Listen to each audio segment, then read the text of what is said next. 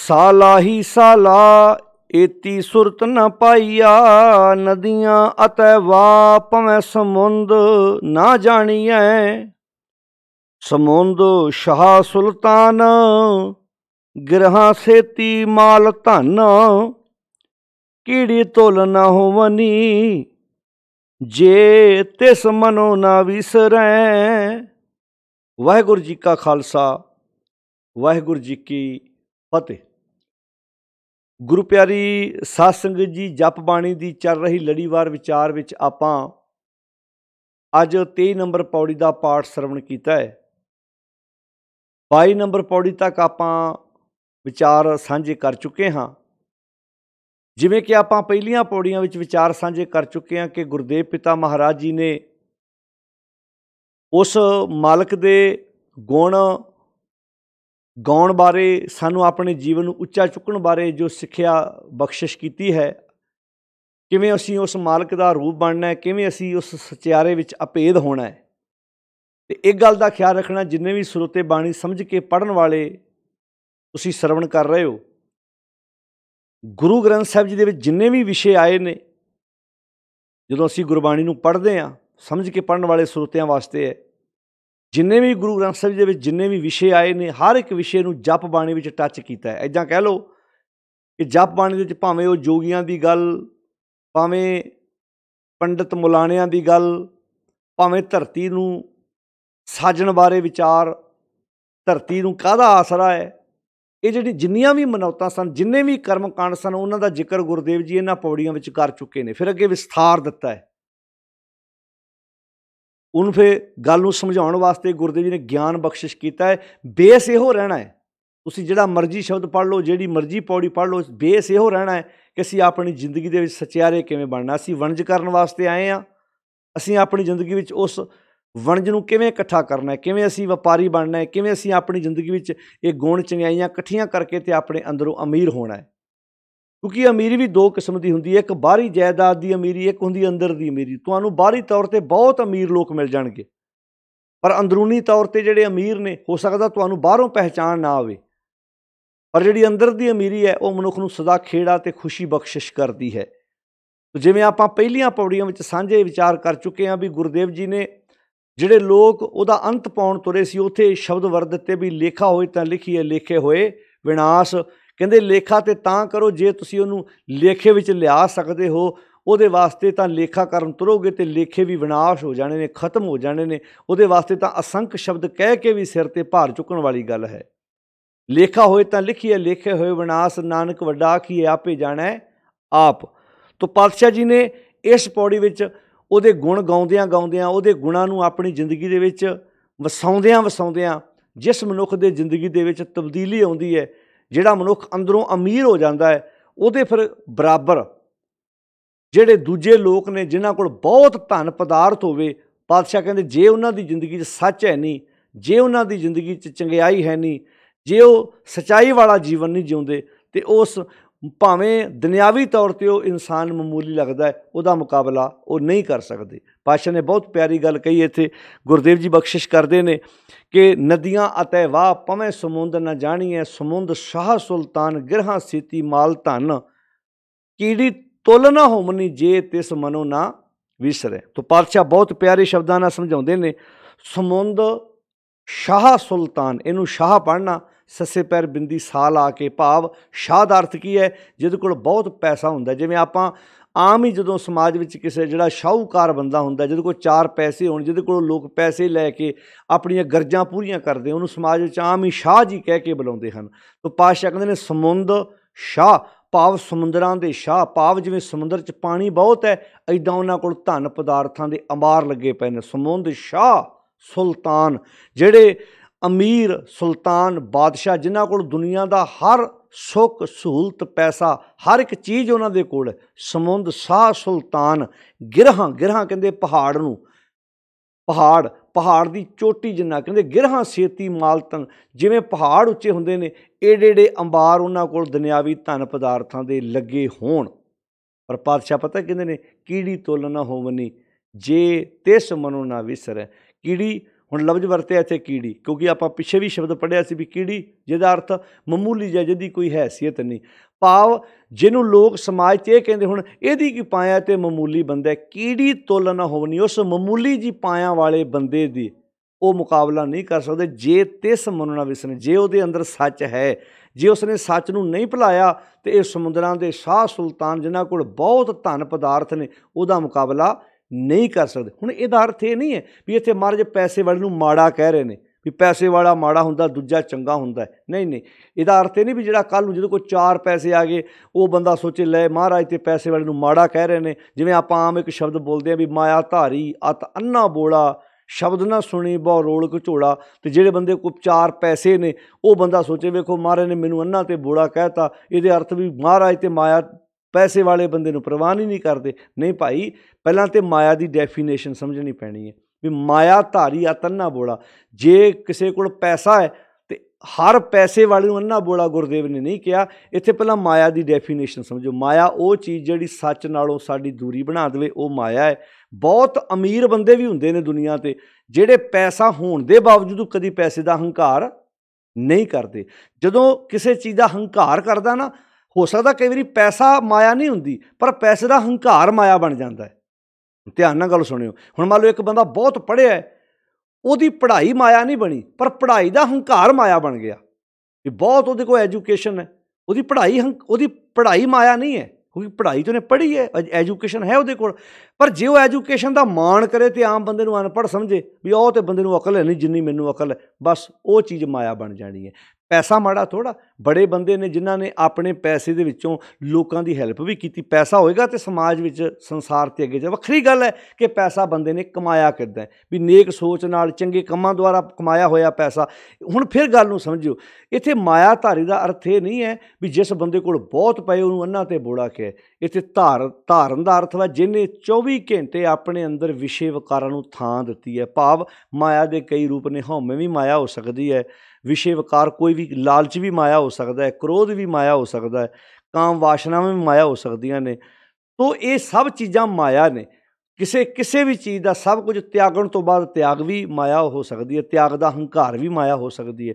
ਤੋ ਪਾਤਸ਼ਾਹ ਜਦੋਂ ਇਹ ਗੱਲ ਕਹਿੰਦੇ ਨੇ ਮਾਇਆ ਧਾਰੀ ਅਤ ਅੰਨਾ ਬੋਲਾ, ਜਿਸ ਬੰਦੇ ਨੇ ਆਪਣੇ ਅੰਦਰ ਵਿਸ਼ਿਆਂ ਵਿਕਾਰਾਂ ਵਾਲੀ ਸੋਚ ਨੂੰ ਧਾਰਨ ਕਰ ਲਿਆ ਉਹ ਅੰਨਾ ਹੋ ਜਾਂਦਾ। ਉਹ ਤਾਂ ਫਿਰ ਕਿਸੇ ਦੀ ਗੱਲ ਹੁਣ ਕ੍ਰੋਧੀ ਬੰਦਾ, ਲਾਲਚੀ ਬੰਦਾ, ਹੰਕਾਰੀ ਬੰਦਾ, ਕਦੀ ਵੇਖਿਓ ਨਸ਼ੇੜੀ ਬੰਦੇ ਦੇ ਲਾਗੇ ਤੁਸੀਂ ਕੋਈ ਨਸ਼ਾ ਛੱਡਣ ਦੀ ਗੱਲ ਕਰੋ, ਸੁਣਨ ਨੂੰ ਤਿਆਰ ਹੈ। ਉਹ ਉਸ ਵਕਤ ਉਹ ਉਸ ਚੀਜ਼ 'ਚ ਮਸਤ ਹੋਇਆ ਪਿਆ ਹੈ। ਜਵਾਰੀਏ ਨੂੰ ਜੂਆ ਛੱਡਣ ਦੀ ਤੁਸੀਂ ਗੱਲ ਕਹਿ ਕੇ ਵੇਖੋ, ਖਾਣ ਨੂੰ ਪਵੇਗਾ ਤੁਹਾਨੂੰ, ਕਿਉਂਕਿ ਉਹਨੇ ਉਸ ਆਦਤ ਨੂੰ ਧਾਰਨ ਕਰ ਲਿਆ। ਮਾਇਆ ਧਾਰੀ ਅਤ ਅੰਨਾ ਬੋੜਾ, ਸ਼ਬਦ ਨਾ ਸੁਣੀ, ਉਹ ਤੁਹਾਡੇ ਕੋਲੋਂ ਚੰਗਾ ਸ਼ਬਦ, ਚੰਗੀ ਸਿੱਖਿਆ ਸੁਣਨ ਨੂੰ ਤਿਆਰ ਨਹੀਂ। ਬਹੁਤ ਰੋਲ ਘਚੋੜਾ ਉਹਦੇ ਅੰਦਰ, ਤੇ ਰੋਲ ਘਚੋੜਾ ਜਿਹਾ ਪਿਆ ਉਹ ਤੇ ਸੁਣਨ ਨੂੰ ਤਿਆਰ ਹੀ ਨਹੀਂ, ਸੱਚ ਵਾਲੇ ਬੰਨੇ ਤੇ ਆਉਣ ਨੂੰ ਤਿਆਰ ਹੀ ਨਹੀਂ ਹੈ। ਤਾਂ ਫਿਰ ਗੱਲ ਨੂੰ ਸਮਝਿਓ, ਇੱਥੇ ਪਾਤਸ਼ਾਹ ਕਿਸੇ ਨੂੰ ਨਿਰਾਸ਼ ਨਹੀਂ ਕਰ ਰਹੇ ਵੀ ਜਦੋਂ ਕੋਈ ਪੈਸਾ ਉਹ ਤੇ ਬੰਦਾ ਫਿਰ ਸਾਰੇ ਪੈਸੇ ਵਾਲੇ ਮਾੜੇ ਹੋ ਸਕਦੇ ਨੇ। ਨਹੀਂ, ਬਹੁਤ ਬੰਦੇ ਜਿਨ੍ਹਾਂ ਕੋਲ ਪੈਸਾ ਹੋਣ ਦੇ ਬਾਵਜੂਦ ਵੀ ਕਦੀ ਪੈਸੇ ਦਾ ਹੰਕਾਰ ਨਹੀਂ ਹੁੰਦਾ। ਤੇ ਕਈ ਦਰਮਿਆਨੇ ਬੰਦੇ ਵੀ ਹੰਕਾਰ ਨਾਲ ਭਰੇ ਪਏ ਹੁੰਦੇ ਨੇ, ਕਈ ਦਰਮਿਆਨੇ ਬੰਦੇ ਵੀ ਐਂ ਆਕੜ ਕੇ ਬੈਠਦੇ ਨੇ। ਤਾਂ ਗੁਰਦੇਵ ਨੇ ਬਹੁਤ ਪਿਆਰੇ ਸ਼ਬਦ ਇੱਥੇ ਵਰਤੇ ਨੇ ਵੀ ਸਮੁੰਦ ਸ਼ਾਹ ਸੁਲਤਾਨ, ਜਿਨ੍ਹਾਂ ਦੇ ਕੋਲ ਜਿਵੇਂ ਸਮੁੰਦਰ 'ਚ ਬੇਅੰਤ ਪਾਣੀ ਹੈ, ਬਹੁਤ ਪਾਣੀ ਹੈ, ਇੱਦਾਂ ਉਹਨਾਂ ਕੋਲ ਮਾਇਆ ਦੇ ਅੰਬਾਰ ਲੱਗੇ ਪਏ ਨੇ, ਇੱਦਾਂ ਉਹਨਾਂ ਕੋਲ ਮਾਇਆ ਹੈ, ਪੈਸਾ ਹੈ। ਸਮੁੰਦ ਸ਼ਾਹ ਸੁਲਤਾਨ ਭਾਵ ਉਹ ਸਮੁੰਦਰਾਂ ਦੇ ਸ਼ਾਹ ਸੁਲਤਾਨ, ਇੰਨਾ ਉਹਨਾਂ ਕੋਲ ਧਨ, ਗਿਰਹਾਂ ਸੇਤੀ ਮਾਲ ਧਨ। ਜਿਵੇਂ ਪਹਾੜ ਬਹੁਤ ਉੱਚੇ ਹੁੰਦੇ ਨੇ, ਪਹਾੜ ਜਿੱਡੇ ਉੱਚੇ ਉਹਨਾਂ ਕੋਲ ਮਾਇਆ ਦੇ ਅੰਬਾਰ ਲੱਗੇ ਨੇ। ਪਰ ਪਾਤਸ਼ਾਹ ਕੀ ਕਹਿੰਦੇ ਨੇ, ਕੀੜੀ ਤੁੱਲ ਨਾ ਹੋਵਨੀ ਜੇ ਤਿਸ ਮਨੁ ਨ ਵਿਸਰੈ। ਉਸ ਮਾਮੂਲੀ ਜੀ ਪਾਇਆਂ ਵਾਲੇ ਬੰਦੇ ਦੇ ਉਹ ਮੁਕਾਬਲਾ ਨਹੀਂ ਕਰ ਸਕਦੇ ਜੇ ਇਹਦੇ ਅੰਦਰ ਸੱਚ ਵਸਿਆ, ਜੇ ਜਾਨੀ ਕਿ ਉਹਦੀ ਜ਼ਿੰਦਗੀ 'ਚ ਸੱਚ, ਗੁਣ, ਚੰਗਿਆਈ, ਕਰੈਕਟਰ, ਕਿਰਦਾਰ। ਤੁਸੀਂ ਆਪਣੇ ਸਮਾਜ ਵਿੱਚ ਵੇਖਿਓ, ਪਾਤਸ਼ਾਹ ਨੇ ਬੜੇ ਪਿਆਰੇ ਸ਼ਬਦ ਵਰਤੇ। ਗੁਰੂ ਅਰਜਨ ਸਾਹਿਬ ਮਹਾਰਾਜ ਦਾ ਬਹੁਤ ਪਿਆਰਾ ਵਾਕ ਹੈ। ਮਹਾਰਾਜ ਕਹਿੰਦੇ ਨੇ, ਬਸਤਾ ਟੁੱਟੀ ਝੌਂਪੜੀ ਚੀਰ ਸਭ ਛੰਨਾ। ਕਹਿੰਦੇ ਮੰਨ ਲਓ ਇੱਕ ਬੰਦਾ ਬਹੁਤ ਗਰੀਬ ਹੋਵੇ, ਇੱਕ ਝੌਂਪੜੀ 'ਚ ਰਹਿੰਦਾ ਹੋਵੇ, ਬਸਦਾ ਟੂਟੀ ਝੌਂਪੜੀ ਚੀਰ ਸਭ ਛੰਨਾ। ਚੀਰ ਦਾ ਅਰਥ ਕੱਪੜਾ, ਉਹਦੇ ਤਨ 'ਤੇ ਕੱਪੜੇ ਵੀ ਪਾਟੇ ਪਾਏ ਹੋਣ ਉਹਨੇ, ਭਾਵ ਬਹੁਤ ਗਰੀਬ ਹੋਵੇ। ਬਸਤਾ ਟੁੱਟੀ ਝੌਂਪੜੀ ਚੀਰ ਸਭ ਛੰਨਾ। ਅੱਗੇ ਪਾਤਸ਼ਾਹ ਕਹਿੰਦੇ ਨੇ, ਜ਼ਾਤ ਨਾ ਪਤ ਨਾ ਆਦਰ ਉਦਿਆਨ ਪ੍ਰਮਿਨਾ। ਉਹਦੀ ਕੋਈ ਦੁਨਿਆਵੀ ਕਹਿਣ ਦੇ ਮੁਤਾਬਕ ਉਹਦੀ ਉੱਚੀ ਜਾਤ ਨਾ ਹੋਵੇ। ਵੈਸੇ ਗੁਰਮਤਿ ਜਾਤ ਪਾਤ ਨੂੰ ਨਹੀਂ ਮੰਨਦੀ। ਬ੍ਰਾਹਮਣ ਦੀ ਵਰਨ ਵੰਡ ਮੁਤਾਬਕ ਉਹਦੀ ਜਾਤ ਵੀ ਉੱਚੀ ਨਾ ਹੋਵੇ। ਜ਼ਾਤ ਨਾ ਪਤ, ਉਹਦੀ ਇੱਜ਼ਤ। ਹੁਣ ਕੁਦਰਤੀ ਗੱਲ ਹੈ, ਕਈ ਵਾਰੀ ਪੈਸੇ ਵਾਲੇ ਦੇ ਕੋਲ ਕੰਮ ਬੜੇ ਵਧੀਆ ਹੁੰਦੇ ਨੇ ਪਰ ਉਹਦੀ ਇੱਜ਼ਤ ਕਰਨ ਨੂੰ ਕੋਈ ਤਿਆਰ ਨਹੀਂ।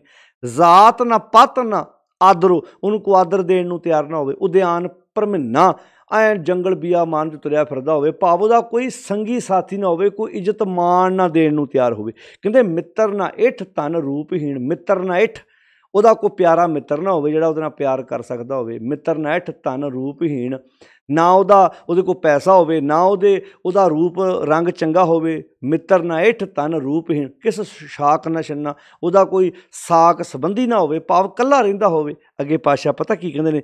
ਕਹਿੰਦੇ ਨੇ ਰਾਜਾ ਸਗਲੀ ਸ੍ਰਿਸ਼ਟ ਕਾ ਹਰ ਨਾਮ ਮਨ ਭਿੰਨਾ। ਕਹਿੰਦੇ ਜੇ ਉਹਦਾ ਮਨ ਸੱਚ ਨਾਲ ਭਿੱਜਿਆ ਪਿਆ ਨਾ, ਉਹ ਸਾਰੀ ਸ੍ਰਿਸ਼ਟੀ ਦਾ ਰਾਜਾ ਹੈ। ਕਿਉਂ? ਕਿਉਂਕਿ ਉਹ ਆਪਣੇ ਅੰਦਰ ਰਾਜਾ ਹੈ ਨਾ, ਉਹਨੇ ਬਾਹਰ ਦੀ ਕੀ ਗੱਲ ਕਰਨੀ ਹੈ।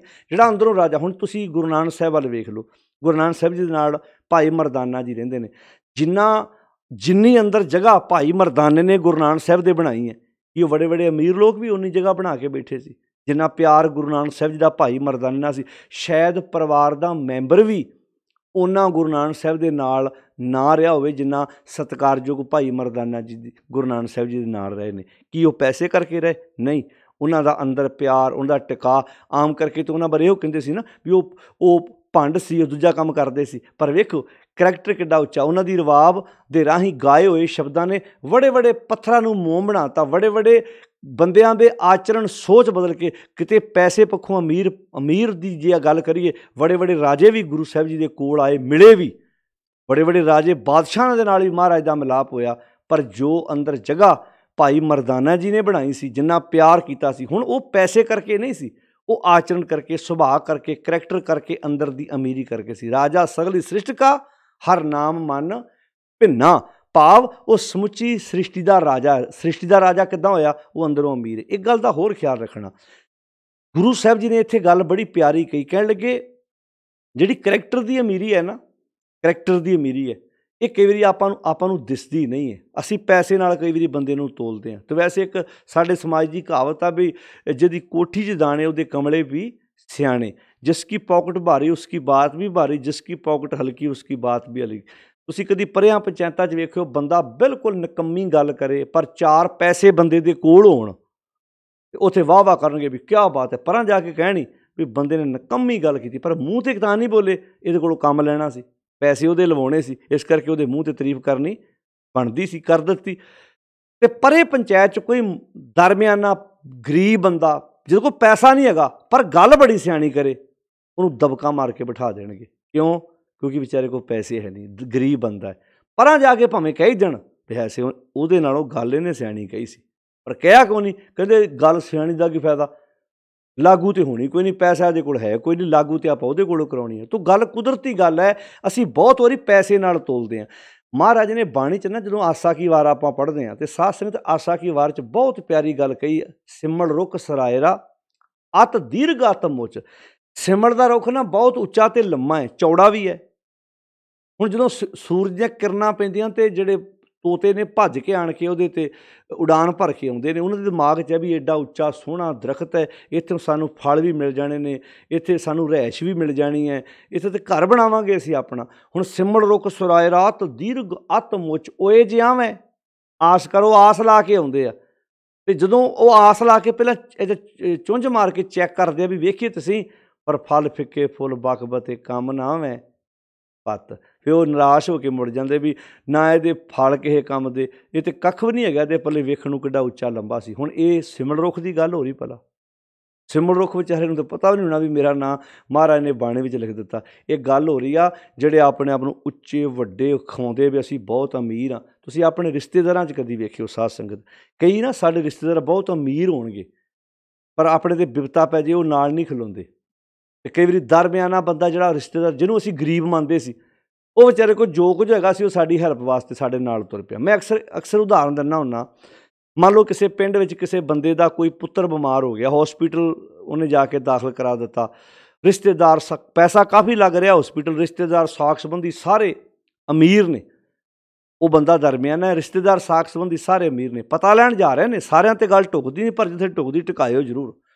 ਰਿਸ਼ਤੇਦਾਰ ਸਾਕ ਸੰਬੰਧੀ ਸਾਰੇ ਅਮੀਰ ਨੇ, ਕੋਈ ਤਾਂ ਹੈਗੇ ਨੇ ਜਿਹੜੇ ਪਤਾ ਲੈਣ ਜਾ ਰਹੇ ਨੇ ਅਤੇ ਨਾਲ ਸੱਚੀ ਪੈਸੇ ਲੈ ਕੇ ਜਾ ਰਹੇ, ਭਾਈ ਉੱਥੇ ਹੋਸਪੀਟਲ 'ਚ ਪੈਸੇ ਲੱਗਣੇ ਨੇ, ਸਾਡਾ ਫਰਜ਼ ਬਣਦਾ ਕਿ ਅਸੀਂ ਇੱਥੇ ਦੇ ਇਸ ਵਕਤ ਨਾਲ ਖਲੋਈਏ। ਕੁਝ ਤਾਂ ਹੈਗੇ ਨੇ ਪਰ ਕੁਝ ਐਸੇ ਵੀ ਨੇ ਜਿਹੜੇ ਗਏ ਜ਼ਰੂਰ ਪਤਾ ਲੈਣ, ਅਜੇ ਮਰੀਜ਼ ਦੇ ਕੋਲ ਬੈਠੇ ਮਗਰੋਂ ਤੇ ਆਪਣੇ ਘਰ ਦੇ ਨੁਕਸਾਨ ਗਿਣਾਉਣ ਲੱਗ ਪਏ। ਸਾਡਾ ਆਹ ਨੁਕਸਾਨ ਹੋ ਗਿਆ, ਸਾਡਾ ਆਹ ਨੁਕਸਾਨ ਹੋ ਗਿਆ, ਸਾਡਾ ਨਾਲ ਇੱਦਾਂ ਹੋ ਗਿਆ। ਪਤਾ ਕਿਉਂ? ਵੀ ਕਿਤੇ ਇਹ ਸਾਨੂੰ ਕਹਿ ਨਾ ਦੇਣ ਇੱਥੇ ਹੌਸਪੀਟਲ 'ਚ ਖਰਚਾ ਬਹੁਤ ਆ ਰਿਹਾ, ਸਾਡੀ ਥੋੜ੍ਹੀ ਬਹੁਤੀ ਹੈਲਪ ਕਰੋ। ਹੁਣ ਸਮਝ ਆ ਗਈ ਵੀ ਵੇਖਣ ਨੂੰ ਤੇਰੀਆਂ ਵੱਡੀਆਂ ਵੱਡੀਆਂ ਕਾਰਾਂ, ਐਡੀ ਵੱਡੀ ਕੋਠੀ, ਐਡੀ ਵੱਡੀ ਤੇਰੀ ਜ਼ਮੀਨ ਜਾਇਦਾਦ, ਫੈਕਟਰੀਆਂ ਦਾ ਤੂੰ ਮਾਲਕ, ਤੇ ਆਣ ਕੇ ਤੂੰ ਰੋ ਰਹੇ ਹੈ। ਇੱਕ ਬੰਨੇ ਉਸੇ ਪਿੰਡ 'ਚ ਗਰੀਬ ਜਿਹਾ ਬੰਦਾ ਹੁੰਦਾ, ਉਹ ਵੀ ਪਤਾ ਲੈਣ ਜਾਂਦਾ ਹੌਸਪੀਟਲ। ਉਹ ਕਹਿੰਦਾ ਸਰਦਾਰ ਸਾਹਿਬ ਦੇਣ ਨੂੰ ਤਾਂ ਮੇਰੇ ਕੋਲ ਤੁਹਾਡੇ ਵਾਸਤੇ ਕੁਝ ਨਹੀਂ ਹੈਗਾ, ਬਸ ਇੰਨੀ ਹੈਲਪ ਕਰ ਸਕਦਾ। ਤੁਸੀਂ ਹੌਸਪੀਟਲ ਰਹਿ ਰਹੇ ਜੇ, ਮੈਂ ਤੁਹਾਡੇ ਘਰ 4-5 ਦਿਨ, ਜਿੰਨੇ ਦਿਨ ਤੁਸੀਂ ਹੌਸਪੀਟਲ 'ਚ, ਮੈਂ ਤੁਹਾਡੇ ਘਰ ਦਾ ਕੰਮ ਕਰ ਸਕਦਾ। ਹੁਣ ਉਹਦੇ ਕੋਲ ਜੋ ਗਰੀਬ ਕੋਲ ਸੀ ਉਹਨੇ ਅੱਗੇ ਰੱਖਤਾ। ਹੁਣ ਉਹਦੇ ਕੋਲ ਤਾਂ ਦਿਹਾੜੀ ਸੀ ਨਾ, ਉਹ ਦਿਹਾੜੀ ਕਰਕੇ ਤਾਂ ਉਹਨੇ ਆਪਣੇ ਬੱਚੇ ਪਾਲਣੇ ਸੀ, ਉਹਨੇ ਦਿਹਾੜੀ ਅੱਗੇ ਰੱਖ ਦਿੱਤੀ। ਹੁਣ ਉਹ ਬੰਦਾ ਸੋਚਦਾ ਵੀ ਇੱਕ ਬੰਨੇ ਵੱਡੇ ਵੱਡੇ ਰਿਸ਼ਤੇਦਾਰ, ਇੱਕ ਬੰਨੇ ਇਹ ਵਿਚਾਰਾ ਦਰਮਿਆਨਾ ਬੰਦਾ, ਇਹਦੇ ਕੋਲ ਜੋ ਹੈਗਾ ਸੀ ਉਹਨੇ ਅੱਗੇ ਰੱਖਤਾ। ਮੈਂ ਸੱਚ ਗੱਲ ਕਹਿਣਾ, ਸਮਾਜ ਵਿੱਚ ਵੇਖਣ ਵਿੱਚ ਵੇਖੀਦਾ ਵੀ ਜਦੋਂ ਕਰੋਨਾ ਵਾਇਰਸ ਦਾ ਮਹਾਂਮਾਰੀ ਚੱਲ ਰਹੀ ਹੈ, ਕਈ ਬੰਦੇ ਤਾਂ ਸੱਚੀ ਜਿਨ੍ਹਾਂ ਕੋਲ ਪੈਸਾ ਉਹਨਾਂ ਸੱਚੀ ਹੈਲਪ ਕੀਤੀ ਆਪਣੇ ਆਂਢੀ ਗੁਆਂਢੀ ਦੋਸਤਾਂ ਮਿੱਤਰਾਂ ਦੀ, ਅਤੇ ਕਈਆਂ ਕੋਲ ਬਹੁਤ ਹੋਣ ਦੇ ਬਾਵਜੂਦ ਵੀ ਕਈਆਂ ਦੀਆਂ ਪਤੀ ਪਤਨੀ ਦੀਆਂ ਤਨਖਾਹਾਂ ਪਾ ਕੇ ਲੱਖਾਂ ਰੁਪਈਆ ਤਨਖਾਹਾਂ ਬਣਦੀਆਂ ਕਈਆਂ ਦੀਆਂ। ਸੱਚ ਹੈ ਗੱਲ, ਕਈਆਂ ਦੀਆਂ ਲੱਖਾਂ ਰੁਪਈਆ ਤਨਖਾਹਾਂ ਬਣਦੀਆਂ। ਸਾਡੇ ਨਾਲ ਖੁਦ ਵਾਪਰਿਆ ਵੀ ਲੱਖਾਂ ਰੁਪਈਆ ਉਹਨਾਂ ਦੇ ਕੋਲ ਹੈਗਾ, ਪਤਨੀ ਵੀ ਨੌਕਰੀ ਕਰਦੀ ਹੈ, ਪਤੀ ਵੀ ਕਰਦਾ ਹੈ, ਅੱਗੇ ਬੱਚੇ ਵੀ ਕਰਦੇ ਨੇ ਨੌਕਰੀ ਹੋਣ ਦੇ, ਅਤੇ ਜਦੋਂ ਕਿਹਦੀ ਹੈਲਪ ਕਰਨੀ ਹੈ ਤਾਂ ਮਤਲਬ ਜਾਨ ਨਿਕਲ ਜਾਣੀ ਹੈ। ਅਤੇ ਕਈ ਦਿਹਾੜੀਦਾਰ ਬੰਦੇ ਵੀ ਇੱਦਾਂ ਦਿਲ ਖੋਲ੍ਹ ਕੇ ਦਿਹਾੜੀ ਕਰਕੇ ਨਾ, ਸਾਰੀ ਦਿਹਾੜੀ ਕਰਕੇ ਉਹ ਵੀ ਇਹ ਕਹਿੰਦੇ ਨੇ ਵੀ ਭਾਈ ਜੇ ਅਸੀਂ ਰੋਟੀ ਖਾਂਦੇ ਹਾਂ, ਸਾਡਾ ਕੋਈ ਭਰਾ ਵੀ ਰੋਟੀ ਖਾ ਸਕੇ। ਇਹ ਦਿਲ ਦੀ ਅਮੀਰੀ ਹੁੰਦੀ ਹੈ, ਪੈਸੇ ਨਾਲ ਥੋੜ੍ਹਾ ਅਮੀਰ ਹੁੰਦਾ ਹੈ। ਅਸਲੀ ਅਮੀਰੀ ਉਹ ਜਿਹੜੀ ਤੁਹਾਡੀ ਲੋਕ ਕਹਿਣ, ਆਪਣੇ ਆਪ ਨੂੰ ਕਹੋ ਮੈਂ ਬੜੀ ਵੱਡੀ ਗੱਡੀ ਲਈ ਫਿਰਦਾ, ਮੈਂ ਬੜੇ ਵੱਡੇ ਘਰ 'ਚ ਰਹਿਣਾ, ਉਹ ਅਸਲੀ ਅਮੀਰੀ ਤਾਂ ਦੂਜਿਆਂ ਦੱਸਣੀ ਹੈ। ਕਿ ਜਿਹੜੀ ਅਸਲੀ ਅਮੀਰੀ ਦਾ ਪਤਾ ਲੱਗਣਾ ਤੁਹਾਡੇ ਵਿਹਾਰ 'ਚੋਂ, ਜਿਹਨੂੰ ਆਪਾਂ ਬਾਣੀ 'ਚ ਪੜ੍ਹਦੇ, ਉਸਤਤ ਮਨ ਮੈਂ ਕਰ ਨਿਰੰਕਾਰ ਅਤੇ ਕਰ ਮਨ ਮੇਰੇ ਸਤ ਵਿਹਾਰ। ਤੁਹਾਡੀ ਅਸਲੀ ਅਮੀਰੀ ਸੰਸਾਰ ਦੇ ਲੋਕਾਂ ਦੱਸਣੀ ਹੈ। ਪੈਸਾ ਤਾਂ ਬੜਿਆਂ ਲੋਕਾਂ ਕੋਲ ਹੁੰਦਾ ਹੈ, ਪਰ ਪੈਸੇ ਦੇ ਨਾਲ ਦਿਲ ਚਾਹੀਦਾ, ਜਿਹੜਾ ਤੁਸੀਂ ਕਿਸੇ ਦੀ ਦਿਲ ਖੋਲ੍ਹ ਕੇ ਹੈਲਪ ਕਰ ਸਕੋ। ਬੜੇ ਵੀਰ ਨੇ ਸਾਡੇ ਭੈਣ ਭਰਾ ਜਿਨ੍ਹਾਂ ਕੋਲ ਪੈਸੇ ਸੱਚੀ ਹੁੰਦੇ ਵੀ ਨੇ। ਹੁਣ ਕਿੱਡੀ ਸੋਨੇ ਦੇ ਸੁਹਾਗੇ ਵਾਲੀ ਗੱਲ ਹੋਵੇ ਕਿ ਬੰਦੇ ਕੋਲ ਪੈਸਾ ਵੀ ਹੋਵੇ, ਅਤੇ ਹੋਵੇ ਵੀ ਉਹਦੇ ਕੋਲ ਸਹੀ ਕਿਰਤ ਦਾ, ਸਹੀ ਕੰਮ ਕਰਕੇ ਕਮਾਇਆ ਹੋਵੇ, ਅਤੇ ਨਾਲ ਦਿਲ ਵੀ ਹੋਵੇ। ਕਿੰਨਾ ਸਮਾਜ 'ਚ ਫਿਰ ਬੰਦਾ ਕਹਿੰਦਾ ਨਹੀਂ ਭਾਈ ਇਹ ਬੰਦਾ ਪੈਸੇ ਦਾ ਅਮੀਰ ਨਹੀਂ ਹੈ, ਇਹ ਦਿਲ ਦਾ ਵੀ ਨਾਲ ਅਮੀਰ ਹੈ। ਤੋ ਇੱਥੇ ਪਾਤਸ਼ਾਹ ਜੀ ਗੱਲ ਕਰਦੇ ਨੇ, ਸਮੁੰਦ ਸਾਹ ਸੁਲਤਾਨ ਗਿਰਹਾਂ ਸੇਤੀ ਮਾਲ ਧਨ, ਕਹਿੰਦੇ ਕੀੜੀ ਤੁਲ ਨਾ ਹੋਮਨੀ ਜੇ ਤਿਸ ਮਨੋ ਨਾ ਵਿਸਰੈ। ਕਹਿੰਦੇ ਉਸ ਮਾਮੂਲੀ ਜਿਹਾ ਬੰਦਾ ਜਿਹਨੂੰ ਆਮ ਕਿਹਾ ਜਾਂਦਾ ਸੀ, ਤੇ ਮਾਮੂਲੀ ਜਿਹਾ ਬੰਦਾ ਜੇ ਉਹਦੇ ਮਨ ਵਿੱਚੋਂ ਉਹ ਨਾ ਭੁੱਲੇ ਮਾਲਕ ਪਰਿਪੂਰਨ ਪਰਮਾਤਮਾ, ਕਹਿੰਦੇ ਸਮੁੰਦਰਾਂ ਦੇ ਸ਼ਾਹ ਸੁਲਤਾਨ ਜਿਨ੍ਹਾਂ ਕੋਲ ਬਹੁਤ ਅੰਬਾਰ ਲੱਗੇ ਸੀ ਪੈਸੇ ਦੇ, ਕਹਿੰਦੇ ਉਹਦੀ ਬਰਾਬਰਤਾ ਨਹੀਂ ਕਰ ਸਕਦੇ। ਹੁਣ ਇਹ ਕਿੱਡੇ ਪਿਆਰੇ ਸ਼ਬਦ ਵਰਤੇ ਨੇ। ਇਹਦਾ ਅਰਥ ਬੰਦਾ ਉਹਦੇ ਗੁਣ ਗਾ ਕੇ, ਇੱਕ ਗੱਲ ਦਾ ਖਿਆਲ ਰੱਖਣਾ, ਜਿਹਦੇ ਨਾਲ ਬੰਦਾ ਜਿੰਨਾ ਜੁੜਨ ਵਾਲਾ, ਜਿੰਨਾ ਉਹ ਅਮੀਰ ਹੈ, ਜੁੜਨ ਵਾਲਾ ਵੀ। ਜਿੱਦਾਂ ਆਪਾਂ ਕਹਿੰਦੇ ਸ਼ਬਦ ਅਮੋਲਕ ਹੈ, ਗੁਰ ਕਾ ਸ਼ਬਦ ਰਤਨ ਹੈ, ਆਪਾਂ ਬਾਣੀ 'ਚ ਪੜ੍ਹਦੇ ਗੁਰੂ ਦਾ ਸ਼ਬਦ ਰਤਨ ਹੈ। ਜਦੋਂ ਮੈਂ ਗੁਰੂ ਦੇ ਸ਼ਬਦ ਨਾਲ ਜੁੜੂੰਗਾ ਤਾਂ ਮੈਂ ਵੀ ਰਤਨ ਬਣੂੰਗਾ ਕਿ ਨਹੀਂ ਬਣੂੰਗਾ? ਕੁਦਰਤੀ ਗੱਲ ਹੈ। ਬਾਣੀ 'ਚ ਤਾਂ ਆਖਿਆ ਸੀ ਨਾ, ਸ਼ਬਦ ਗੁਰ ਪੀਰਾ ਗਹਿਰ ਗੰਭੀਰਾ। ਸ਼ਬਦ ਜਿਹੜਾ ਵਾ ਉਹ ਬਹੁਤ ਅਮੀਰ ਕਰਦਾ ਬੰਦੇ ਨੂੰ, ਅੰਦਰੋਂ ਤਗੜਾ ਕਰਦਾ। ਗੁਰ ਸਾਗਰ ਰਤਨੀ ਭਰਪੂਰੇ ਜਦੋਂ ਸ਼ਬਦ ਵਰਤਿਆ, ਜਦੋਂ ਇਹ ਗੁਰਦੇਵ ਨੇ ਬਾਣੀ 'ਚ ਗੱਲਾਂ ਕਹਿਤੀਆਂ ਵੀ ਜਿਹੜਾ ਗੁਰੂ ਦਾ ਸ਼ਬਦ ਹੈ ਉਹ ਬੰਦੇ ਨੂੰ ਅੰਦਰੋਂ ਕਿੱਦਾਂ ਅਮੀਰ ਕਰਦਾ ਹੈ। ਗੁਰ ਕਾ ਸ਼ਬਦ ਰਤਨ ਹੈ, ਗੁਰੂ ਦਾ ਸ਼ਬਦ ਰਤਨ ਹੈ। ਜਦੋਂ ਉਹਦੇ ਨਾਲ ਸਾਂਝ ਪਾਏਗਾ, ਫਿਰ ਮਨ ਮੋਤੀ ਜੇ ਗਹਿਣਾ ਹੋਵੇ, ਫਿਰ ਤਾਂ ਤੇਰਾ ਮਨ ਦਾ ਮੋਤੀ ਜਿਹੜਾ ਨਾ, ਮਨ ਤੇਰਾ ਗਹਿਣਾ ਬਣ ਜਾਣਾ। ਮਨ ਤੇਰਾ ਐਡਾ ਵਧੀਆ ਗਹਿਣਾ ਬਣ ਜਾਣਾ, ਜਿਹਨੂੰ ਵੇਖ ਕੇ ਲੋਕਾਂ ਅਸ਼ ਕਰ ਉੱਠਣਾ ਵੀ ਕਿਆ ਬਾਤ ਹੈ, ਵੀ ਬੰਦਾ ਅੰਦਰੋਂ ਸੋਹਣਾ ਖੂਬਸੂਰਤ ਬਣ ਗਿਆ। ਇੱਕ ਬੇਨਤੀ ਹੋਰ ਕਰਾਂ, ਮੈਂ ਇੱਕ ਵਿਦਵਾਨ ਦੀ ਕਿਤਾਬ ਪੜ੍ਹ ਰਿਹਾ ਸੀ, ਕਹਿੰਦੇ ਜਿਹੜਾ ਤੁਹਾਡਾ ਸਰੀਰ ਦਾ ਅਕਸ਼ ਹੁੰਦਾ ਨਾ, ਸਰੀਰ ਦੀ ਜਿਹੜੀ ਬਣਤਰ ਹੈ, ਜੋ ਸਾਨੂੰ ਸਰੀਰ ਮਿਲਿਆ ਜਿੱਦਾਂ ਦਾ, ਉਹ 'ਚ ਤੁਸੀਂ ਕੀ ਤਬਦੀਲੀ ਕਰ ਪਾਓਗੇ? ਮਾੜੀ ਮੋਟੀ ਕੋਈ ਬੰਦਾ ਬਿਊਟੀ ਪਾਰਲਰਾਂ ਵਾਲੇ ਲਿਪ ਪੂੰਝ ਕਰਕੇ ਸਾਫ਼ ਕਰ ਦਿੰਦੇ ਨੇ, ਉਹ ਪਰ ਸੱਚਾਈ ਹੈ ਵੀ ਜਿਹੜੀ ਅਸਲੀ ਸੁੰਦਰਤਾ ਤਾਂ ਤੁਹਾਡੇ ਮਨ ਦੀ ਹੈ ਨਾ। ਉਹ ਬਾਹਰੋਂ ਮੰਨ ਲਓ ਕਈ ਸਾਡੀਆਂ ਭੈਣਾਂ ਖਰਚਾ ਕਰਦੀਆਂ ਵੀ ਨੇ, ਕੁਦਰਤੀ ਗੱਲ ਹੈ, ਪਰ ਕੀ ਇਹਦੇ ਨਾਲ ਤੁਹਾਡੇ ਅੰਦਰ ਸੁੰਦਰ ਹੋ ਜਾਂਦੇ ਨੇ? ਨਾ, ਉਹ ਸਾਰਾ ਕੁਝ ਉੱਥੇ ਰਹਿਣਾ, ਪਰ ਅੰਦਰ ਦੀ ਸੁੰਦਰਤਾ ਗੁਣਾਂ ਨਾਲ ਹੈ। ਗੁਣਾਂ ਨਾਲ ਬੰਦੇ ਨੇ ਅੰਦਰੋਂ ਅਮੀਰ ਹੋਣਾ। ਤਾਂ ਮੈਂ ਕਿਤਾਬ ਪੜ੍ਹ ਰਿਹਾ ਸੀ, ਉਹ 'ਚ ਬੜੀ ਪਿਆਰੀ ਗੱਲ ਲਿਖੀ ਵੀ ਸੀ, ਇੱਕ ਲੜਕੀ ਦੀ ਇੱਕ ਅੱਖ 'ਚ ਮਾੜਾ ਜਿਹਾ ਫਰਕ ਸੀ, ਇੱਕ ਛੋਟੀ ਸੀ, ਇੱਕ ਵੱਡੀ ਸੀ, ਨੱਕ ਥੋੜ੍ਹਾ ਟੇਢਾ ਸੀ, ਰੰਗ ਉਹਦਾ ਸਾਂਵਲਾ ਸੀ, ਯਾਨੀ ਕਿ ਨੈਣ ਨਕਸ਼ ਵੀ ਐਡੇ ਵਧੀਆ ਨਹੀਂ ਸੀ। ਵਿਚਾਰੀ ਨੇ ਜਦੋਂ ਆਪਣੀਆਂ ਸਹੇਲੀਆਂ 'ਚ ਬੈਠਣਾ ਤੇ ਨਿਰਾਸ਼ ਹੋ ਜਾਣਾ, ਉਹਨੇ ਨਿਰਾਸ਼ ਹੋ ਕੇ ਤੇ ਉਹਨੇ ਨਾ ਨਿੰਮੋ ਝੂਣੀ ਜਿਹੀ ਹੋ ਜਾਣਾ ਵੀ ਮੈਂ ਇਹਨਾਂ ਵਰਗੀ ਸੁੰਦਰ ਨਹੀਂ ਹਾਂ, ਮੈਂ ਇਹਨਾਂ ਵਰਗੀ ਨਹੀਂ ਹਾਂ।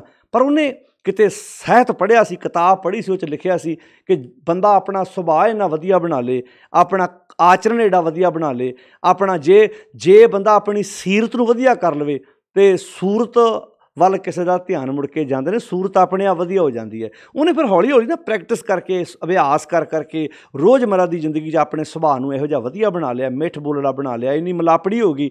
ਜਦੋਂ ਉਹਨੇ ਆਪਣੀਆਂ ਸਹੇਲੀਆਂ 'ਚ ਵਿਆਹ ਕਰਨਾ, ਇੱਦਾਂ ਵਰਤੋਂ ਵਿਹਾਰ ਕਰਨਾ, ਮਿਲਾਪ ਕਰਨਾ, ਸੱਚ ਹੈ ਕਿਸੇ ਦਾ ਉਹਦੀ ਛੋਟੀ ਮੋਟੀ ਅੱਖ ਵੱਲ ਧਿਆਨ ਹੀ ਨਾ ਜਾਣਾ ਵੀ ਇੱਕ ਛੋਟੀ ਹੈ ਇੱਕ ਵੱਡੀ ਹੈ, ਇਹਦੇ ਨੱਕ ਟੇਢਾ, ਇਹਦੇ ਨੈਣ ਨਕਸ਼ ਕਿੱਦਾਂ ਦੇ ਨੇ, ਇਹਦਾ ਰੰਗ ਸਾਂਵਲਾ ਹੈ, ਜਾਨੀ ਕਿ ਉਹਦੇ ਗੁਣਾਂ ਨੇ, ਉਹਦੇ ਸੁਭਾਅ ਨੇ ਉਹਦੇ ਕੋਝੇਪਨ ਨੂੰ ਢੱਕ ਲਿਆ। ਇਹਨੂੰ ਕਹਿੰਦੇ ਨੇ ਜਦੋਂ ਬੰਦਾ ਅੰਦਰੋਂ ਅਮੀਰ ਹੁੰਦਾ ਤੇ ਅੰਦਰੋਂ ਸੋਹਣਾ ਹੁੰਦਾ ਨਾ, ਤੁਹਾਡੇ ਸਰੀਰ ਜਿਹੜਾ ਬੇਢੰਗਾ ਸਰੀਰ ਹੈ ਨਾ, ਉਹਦੇ ਵੱਲ ਕਿਸੇ ਦਾ ਧਿਆਨ ਸਾਧ ਸੰਗਤ ਜੀ ਜਾਂਦਾ ਹੀ ਨਹੀਂ, ਕਿਉਂਕਿ ਬਾਣੀ ਸਾਨੂੰ ਅੰਦਰੋਂ ਅਮੀਰ ਕਰਦੀ। ਇੱਦਾਂ ਜਿਹੜਾ ਬੰਦਾ ਅੰਦਰੋਂ ਅਮੀਰ ਹੋ ਜਾਂਦਾ ਹੈ ਗੁਣਾਂ ਨਾਲ, ਕਿਉਂਕਿ ਜਦੋਂ ਅਸੀਂ ਜੁੜਾਂਗੇ ਸ਼ਬਦ ਨਾਲ ਤਾਂ ਬਾਣੀ 'ਚ ਆਖਿਆ ਨਾ ਵੀ ਸਾਲਾ ਹੀ ਸਾਲਾ। ਇਹ ਜਿਹੜੀ 23 ਨੰਬਰ ਪੌੜੀ ਹੈ ਨਾ, ਇਹ 'ਚ ਸਾਨੂੰ ਉਸ ਸਲਾਹੁਣਯੋਗ ਪ੍ਰਮਾਤਮਾ ਦੀ ਸਿਫਤ ਸਲਾਹ ਕਰਨ ਦੀ ਪ੍ਰੇਰਨਾ ਬਖਸ਼ਿਸ਼ ਕੀਤੀ ਵੀ ਸਾਲਾ ਹੀ ਸਾਲਾ। ਉਸ ਸਲਾਹੁਣਯੋਗ ਪ੍ਰਮਾਤਮਾ ਦੀ ਸਿਫਤ ਸਲਾਹ ਕਰ, ਉਹਦੇ ਵਿੱਚ ਅਭੇਦ ਹੋਣ ਦੀ ਕੋਸ਼ਿਸ਼ ਕਰ। ਜਦੋਂ ਤੂੰ ਅੰਦਰੋਂ ਅਮੀਰ ਹੋਏਗਾ ਨਾ ਪਿਆਰਿਆ, ਤੇ ਸੱਚੀ ਗੱਲ, ਹੁਣ ਸੋਨੇ ਦੇ ਸੁਹਾਗੇ ਵਾਲੀ ਗੱਲ ਆ, ਬੰਦਾ ਅੰਦਰੋਂ ਵੀ ਅਮੀਰ ਹੋਵੇ ਤੇ 4 ਪੈਸੇ ਵੀ ਕੋਲ ਹੋਣ, ਤੇ ਬੰਦਾ ਦਿਲ ਖੋਲ੍ਹ ਕੇ ਨਹੀਂ ਇੱਕ ਦੂਜੇ ਦੀ ਹੈਲਪ ਕਰਦਾ, ਸੇਵਾ ਕਰਦਾ, ਫਿਰ ਅੰਦਰੋਂ ਵੀ ਅਮੀਰ ਹੋ ਜਾਂਦਾ। ਰਾਏ ਬੁਲਾਰ ਦੀ ਜੇ ਆਪਾਂ ਗੱਲ ਕਰੀਏ, ਰਾਏ ਬੁਲਾਰ ਵਰਗੀ ਸ਼ਖਸੀਅਤ ਅੰਦਰੋਂ ਵੀ ਅਮੀਰ ਸੀ, ਤਾਂ ਹੀ ਗੁਰੂ ਨਾਨਕ ਸਾਹਿਬ ਵਰਗੇ ਤੋਂ ਸ਼ਖਸੀਅਤ ਤੋਂ, ਗੁਰੂ ਨਾਨਕ ਸਾਹਿਬ ਵਰਗੀ ਸ਼ਖਸੀਅਤ ਤੋਂ ਪ੍ਰਭਾਵਿਤ ਹੋਣਾ ਵੀ ਆਪਣੇ ਦਾਦਿਆਂ ਪੜਦਾਦਿਆਂ ਦੇ ਨਾਂ 'ਤੇ ਵਸਿਆ ਹੋਇਆ ਸ਼ਹਿਰ ਰਾਏ ਭੋਏ ਦੀ ਤਲਵੰਡੀ ਤੇ ਨਨਕਾਣਾ ਸਾਹਿਬ ਬਣਾ ਦੇਣਾ ਉਹਨੂੰ। ਨਹੀਂ ਤਾਂ ਬੰਦਾ ਕੌਣ ਛੱਡਦਾ ਆਪਣੇ ਦਾਦਿਆਂ ਪੜਦਾਦਿਆਂ ਦੀ ਜੱਦੀ ਪੁਰਸ਼ੀ ਜਾਇਦਾਦ ਵੀ ਉਹਦੇ ਵੀ ਸਾਡੇ ਦਾਦਿਆਂ ਦਾ ਨਾਂ ਜਿਉਂਦਾ ਰਹੇ। ਪਰ ਕਿੰਨਾ ਪ੍ਰਭਾਵਿਤ ਹੋਏਗਾ, ਅੰਦਰੋਂ ਵੀ ਅਮੀਰ ਹੋ ਗਿਆ ਤੇ ਪੈਸੇ ਪੱਖੋਂ ਵੀ ਅਮੀਰ ਸੀ, ਤੇ ਗੁਰੂ ਨਾਨਕ ਸਾਹਿਬ ਵਰਗੀ ਸ਼ਖਸੀਅਤ ਦੇ ਕੋਲ ਰਹਿ ਕੇ ਸੱਚੀ ਗੱਲ ਆ ਭੇਜ ਗਿਆ। ਨਹੀਂ ਤੇ ਬੰਦਾ ਕਈ ਵਾਰੀ ਧੱਕੇ ਨਾਲ ਜਿਹੜੀਆਂ ਵਾਧੂ ਜਿਹੜੀਆਂ ਗੁਰਦੁਆਰਿਆਂ ਦੀ ਜਗ੍ਹਾ ਹੁੰਦੀਆਂ ਉਹ 'ਤੇ ਵੀ ਕਬਜ਼ਾ ਕਰਕੇ ਆਪਣਾ ਨਾਂ ਲਿਖਾਉਣ ਦੀ ਕੋਸ਼ਿਸ਼ ਕਰਦਾ। ਪਰ ਰਾਏ ਬੁਲਾਰ ਵਰਗੀ ਸ਼ਖਸੀਅਤ ਕਿੰਨੀ ਪ੍ਰਭਾਵਿਤ ਹੋਏਗੀ ਗੁਰੂ ਨਾਨਕ ਸਾਹਿਬ ਸੱਚੇ ਪਾਤਸ਼ਾਹ ਮਹਾਰਾਜ ਤੋਂ। ਖੈਰ ਇਹ ਗੱਲਾਂ ਸਮਝ ਆਉਂਦੀਆਂ ਵੀ ਸਾਲਾਹੀ ਸਾਲਾ, ਸਾਲਾਹੀ ਦਾ ਅਰਥ ਹੈ ਸਲਾਹੁਣਯੋਗ ਪ੍ਰਮਾਤਮਾ ਨੂੰ ਸਲਾਹ ਕੇ। ਕਹਿੰਦੇ ਇਤੀ ਸੁਰਤ ਨਾ ਪਾਈ ਆ। ਹੁਣ ਮੰਨ ਲਓ ਆਪਾਂ ਕੀ ਰੱਬ ਦੇ ਅਸੀਂ ਗੁਣ ਗਾਉਣੇ ਆ, ਉਹਦੀ ਸਿਫਤ ਸਲਾਹ ਕਰਨੀ ਆ, ਉਹਦੇ ਵਿੱਚ ਅਭੇਦ ਹੋਣਾ। ਕਹਿੰਦੇ ਉਹਦੇ ਗੁਣ ਗਾ ਕੇ ਕੋਈ, ਹੁਣ ਗੁਣ ਗਾਉਣੇ ਆ, ਗੁਣ ਗਾਉਣ ਦਾ ਅਰਥ ਕੀ ਆ, ਆਪਣੇ ਵਿੱਚੋਂ ਗੁਣ ਪ੍ਰਗਟ ਕਰਨੇ। ਜਿਵੇਂ ਹੁਣ ਕੋਈ ਬੰਦਾ ਕਿਸੇ ਕੰਟਰੀ 'ਚ ਰਹਿੰਦਾ ਹੋਵੇ, ਕਈ ਸਵਾਲ ਕਰਦੇ ਵੀ ਅੱਛਾ ਰੱਬ ਨੂੰ ਆਪਣੀ ਸਿਫਤ ਸਲਾਹ ਕਰਨ ਦੀ ਕੋਈ ਭੁੱਖ ਹੈ? ਇਹ ਗੱਲ ਦਾ ਖਿਆਲ ਰੱਖਣਾ, ਇਹ ਜਿੰਨੇ ਵੀ ਅਸੀਂ ਗੁਣ ਗਾਉਂਦੇ ਆ ਨਾ, ਸਿਫਤ ਸਲਾਹ ਕਰਦੇ ਹਾਂ, ਇਹ ਮਾਲਕ ਵਾਸਤੇ ਨਹੀਂ ਕਰਦੇ, ਕਿਉਂਕਿ ਉਹਨੂੰ ਕੋਈ ਲਾਲਚ ਥੋੜ੍ਹਾ ਹੈ। ਅੱਗੇ ਜਾ ਕੇ ਪੌੜੀਆਂ 'ਚ ਤੁਸੀਂ ਪੜ੍ਹੋਗੇ ਵੀ ਬਹੁਤਾ ਕਰਮ ਲਿਖਿਆ ਨਾ ਜਾਏ। ਉਹ ਏਡੀ ਵੱਡੀ ਬਖਸ਼ਿਸ਼ ਦਾ ਮਾਲਕ ਹੈ ਵੀ ਉਹਨੂੰ ਤੁਸੀਂ ਲਿਖਤ ਵਿੱਚ ਨਹੀਂ ਲਿਆ ਸਕਦੇ। ਵੱਡਾ ਦਾਤਾ ਤਿਲ ਨਾ ਤਮਾਏ, ਉਹਨੂੰ ਤਿਲ ਜਿੰਨੀ ਵੀ ਤਮਾ ਨਹੀਂ ਹੈ। ਇਹ ਜਿੰਨੀ ਵੀ ਸਿਫਤ ਸਲਾਹ ਕਰਦੇ ਅਸੀਂ ਆਪਣੇ ਲਈ ਕਰਦੇ। ਕਿਵੇਂ ਕਰਦੇ? ਸੁਣਿਓ ਹੁਣ ਧਿਆਨ ਨਾਲ। ਗੁਰੂ ਨਾਨਕ ਸਾਹਿਬ ਨੇ ਨਾ ਬਹੁਤ ਪਿਆਰਾ ਸ਼ਬਦ ਵਰਤਿਆ। ਕਹਿੰਦੇ ਜਿਵੇਂ ਇੱਕ ਇਲਾਕੇ ਦੇ ਵਿੱਚ ਨਾ ਦੂਜੇ ਏਰੀਏ ਦਾ ਕੋਈ ਕੁੱਤਾ ਆ ਜਾਏ ਤੇ ਉਹ ਸਾਰੇ ਕੁੱਤੇ ਰਲ ਕੇ ਉਹਨੂੰ ਇਕੱਲੇ ਨੂੰ ਘੇਰ ਲੈਂਦੇ ਆ। ਉਹ ਫਿਰ ਵਿਚਾਰਾ ਇਕੱਲਾ ਉਹਨਾਂ ਦੇ ਵਿੱਚ ਫਸ ਕੇ ਨਾ ਹੌਲੀ ਹੌਲੀ ਭੌਂਕਦਾ ਹੈ ਤੇ ਨਾਲੇ ਪਿੱਛੇ ਪੈਰੀ ਮਾੜਾ ਮਾੜਾ ਪਿਛਾਂਹ ਮੁੜਿਆ ਜਾਂਦਾ ਹੈ। ਹੁਣ ਉਹਨੂੰ ਪਤਾ ਹੈ ਵੀ ਜੇ ਇੱਥੇ ਮੈਂ ਭੌਂਕਿਆ ਨਾ, ਇਹਨਾਂ ਆੜੇ 5-7 ਕੁੱਤੇ ਇਹਨਾਂ ਮੈਨੂੰ ਪਾੜ ਦੇਣਾ, ਖਾ ਜਾਣਾ, ਲੀਰੋ ਲੀਰ ਕਰ ਦੇਣਗੇ ਮੈਨੂੰ। ਹੁਣ ਉਹਦਾ ਮਾੜਾ ਮਾੜਾ ਭੌਂਕਦਾ, ਉਹ ਕਿਸੇ ਸਿਰ ਅਹਿਸਾਨ ਨਹੀਂ ਕਰ ਰਿਹਾ, ਉਹ ਆਪਣੇ ਆਪ ਨੂੰ ਬਚਾਉਣ ਲਈ ਭੌਂਕ ਰਿਹਾ। ਇੱਦਾਂ ਗੁਰੂ ਨਾਨਕ ਸਾਹਿਬ ਨੇ ਬਾਣੀ 'ਚ ਲਿਖਿਆ, ਹੇ ਰੱਬ, ਹੇ ਮਾਲਕ ਜੀ, ਆੜਾ ਸੰਸਾਰ ਹੈ ਨਾ, ਇਹ ਮੇਰੇ ਲਈ ਓਪਰਾ ਏਰੀਆ ਹੈ ਅਤੇ ਮੈਂ ਇਕੱਲਾ ਆਣ ਫਸਿਆ ਇਹਨਾਂ 'ਚ। ਇੱਥੇ ਕੂਕਰ, ਇੱਥੇ ਇੰਨੇ ਕੁੱਤੇ ਨੇ, ਕਿਹੜੇ ਕਿਹੜੇ? ਕਾਮ, ਕ੍ਰੋਧ, ਲੋਭ, ਮੋਹ, ਹੰਕਾਰ। ਇਹਨੂੰ ਇੰਝ ਵੀ ਲਿਖਿਆ, ਏਕ ਸਵਾਨ, ਇੱਕ ਕੁੱਤਾ ਲਾਲਚ ਰੂਪੀ ਕੁੱਤਾ, ਅਤੇ ਦੋਏ ਸਵਾਨੀ ਨਾਲ, ਆਸਾ ਅਤੇ ਤ੍ਰਿਸ਼ਨਾ ਦੀਆਂ 2 ਕੁੱਤੀਆਂ ਭਲ ਕੇ ਭੌਂਕੇ। ਬਾਪੂ ਜੀ ਸਵੇਰੇ ਮੰਜੇ ਤੋਂ ਬੈੱਡ ਤੋਂ ਮੈਂ ਮਗਰੋਂ ਉੱਠਦਾ, ਇਹ ਤਿੰਨੇ ਉੱਠ ਕੇ ਪਹਿਲਾਂ ਬੈਠੀਆਂ ਹੁੰਦੀਆਂ ਨੇ। ਤੁਸੀਂ ਮੈਨੂੰ ਕਹਿੰਦੇ ਹੋ ਵੀ ਆਹ ਕੰਮ ਕਰ, ਇਹ ਤਿੰਨੇ ਮੇਰੇ, ਇਹਨੂੰ ਤਾਂ ਇਹ ਸਰੀਰ ਨੂੰ ਵੀ ਕੁੱਤਾ ਆਖਿਆ ਬਾਬੇ ਫਰੀਦ ਨੇ। ਫਰੀਦਾ ਇਹ ਤਨ ਭੌਂਕਣਾ ਨਿਤ ਨਿਤ। ਹੁਣ ਤਨ ਨੂੰ ਥੋੜ੍ਹਾ ਆਖਿਆ, ਤਨ ਵਿੱਚ ਬੈਠੇ ਉਸ ਲਾਲਚ ਰੂਪੀ ਖਿਆਲਾਂ ਨੂੰ ਆਖਿਆ ਵੀ ਇਹ ਅੰਦਰੋਂ ਲਾਲਚ ਦਾ ਕੁੱਤਾ ਭੌਂਕਦਾ ਜਿਹੜਾ ਬੈਠਾ ਤਨ ਦੇ ਵਿੱਚ।